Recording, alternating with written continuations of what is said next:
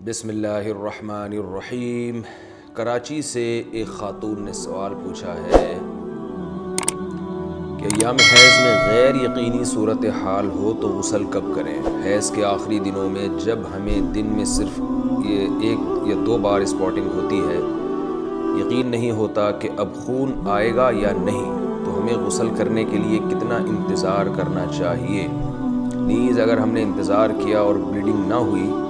تو کیا ان نمازوں کی قضا کرنی ہوگی؟ یہ سوال اگرچہ حیا کے خلاف ہے لیکن بہت زیادہ پوچھا جاتا ہے اور خواتین بہت پریشان ہوتی ہیں۔ دیکھیے، جب کم سے کم حیض کی مدت 3 دن ہے،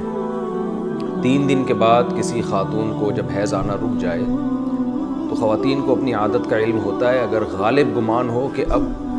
دوبارہ بلڈ نہیں آئے گا، حتیٰ کہ اسپاٹنگ بھی نہیں ہوگی، غالب گمان قریب با یقین ہو، تو ان پر لازم ہے کہ وہ غسل کریں اور نماز شروع کر دیں۔ لیکن اس کے بعد اگر 10 دن کے اندر اندر دوبارہ ذرا سی بھی بلیڈنگ ہو گئی، ذرا سی بھی، تو اس کا مطلب یہ تھا کہ وہ جو نماز پڑھی تھی وہ ناپاکی کی حالت میں پڑھی تھی، لہذا وہ نمازیں لوٹانے کی تو ضرورت نہیں ہے کیونکہ وہ نماز ہوئی نہیں سرے سے۔ لیکن جیسے اسپاٹنگ ہو تو دوبارہ سے رک جائیں نماز پڑھنے سے، اور پھر جب غالب گمان ہو کہ اب دوبارہ بلیڈنگ نہیں ہوگی تو دوبارہ غسل کر کے نماز شروع کریں۔ تو یہ ہے، تو ان کا جو اصل سوال تھا کہ ہمیں غسل کے لیے کتنا انتظار کرنا پڑے گا، تو اپنا غالب گمان دیکھنا پڑے گا آپ کو۔ جب غالب گمان ہو جائے کہ اب بلیڈنگ بالکل بھی نہیں ہوگی تو آپ پر لازم ہے کہ آپ غسل کریں اور نماز پڑھیں، اور اگر اس کے بعد یعنی غالب گمان نہیں ہے یہ، بلکہ ایک تردد ہے کہ شاید ہو شاید نہ ہو، تو پھر غسل کرنا لازم نہیں ہے،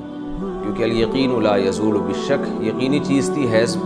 کا ہونا، اس کا ختم ہونے کا جب تک یقین نہیں ہوگا تو غسل نہیں کیا جائے گا۔ البتہ بعض دفعہ ایسے ہوتا ہے کسی خاتون کا خیال یہ ہوتا ہے کہ اب دوبارہ مجھے بلیڈنگ ہوگی، اور اس خیال سے انہوں نے غسل ہی نہیں کیا، تو پھر پتہ چلا کہ بلیڈنگ تو نہیں ہو رہی، تو پھر جو نماز قضا ہوئی ہے اس کی قضا بھی کرنی پڑے گی۔ خواتین کو اس کا بہت خیال کرنا چاہیے کہ جب ایام ہوں ان کے مینسز کے تو وہ نماز کی بہت زیادہ حفاظت کریں۔ قرآن مجید میں اللہ تعالیٰ کے ارشاد ہے، حافظوا علی الصلوات، نمازوں کی حفاظت کرو، محافظت۔ تو محافظت اسی طرح سے ہوتی ہے، اس کا خیال کرنا پڑتا ہے۔ تو فجر کی نماز اکثر خواتین کی گول ہو جاتی ہے کیونکہ وہ سوتے ہوئے میں گزر رہی ہوتی ہے اور اس دوران بلیڈنگ بند ہو چکی ہوتی ہے۔ تو جب خواتین کو اندازہ ہو کہ ان کے ایام حیض پورے ہو گئے ہیں، جیسے کسی کو 4 دن آتا ہے، کسی کو 5 دن آتا ہے، ایک عادت ہوتی ہے ہر عورت کی، تو 4 دن جیسے آنے کی عادت ہے، تو 4 دن کے بعد پھر ان پر لازم ہے کہ وہ صبح صادق کے وقت اٹھ کر دیکھیں کہ ہمیں بلیڈنگ آ رہی ہے یا بند ہو گئی ہے۔ ایسا نہ ہو کہ سوتے سوتے میں نماز ہی قضا ہو جائے۔ تو اگر بلیڈنگ بند ہو گئی ہے تو اس وقت غسل کر کے فجر پڑھیں، اور اگر بعض دفعہ یہ بھی ہوتا ہے کہ عشاء کی نماز بھی لازم ہو جاتی ہے، مثال کے طور پر صبح صادق کا وقت شروع ہو رہا ہے 5:30 پر، 5:30 بجے صبح، تو اب رات کو تو خاتون کا خیال یہ تھا کہ بلیڈنگ ہو رہی ہے اور آخری دن ہے ان کا ایام حیض کا، تو ان پر لازم تھا کہ وہ صبح صادق سے پہلے اٹھ کے دیکھیں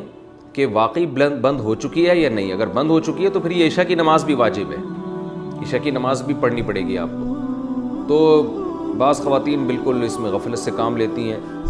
میں یہ نہیں کہہ رہا کہ ابھی بلیڈنگ شروع ہوئی ہے تو رات کو دوبارہ ہر رات کو اٹھ کے دیکھنا شروع کریں کہ بلیڈنگ ہے یا نہیں ہے۔ تو جو عادت ہے اس کو تو گزرنے دیں، 3 یا 4 دن کی کسی کو عادت ہے، کسی کو 5 دن کی عادت ہے، لیکن جس دن یہ احتمال شروع ہو جائے کہ اب بلیڈنگ رک سکتی ہے تو اس دن عشاء کی نماز اور فجر کی نماز میں خاص طور پر خیال کریں، کیونکہ یہ 2 نمازیں سوتے میں گزر جاتی ہیں۔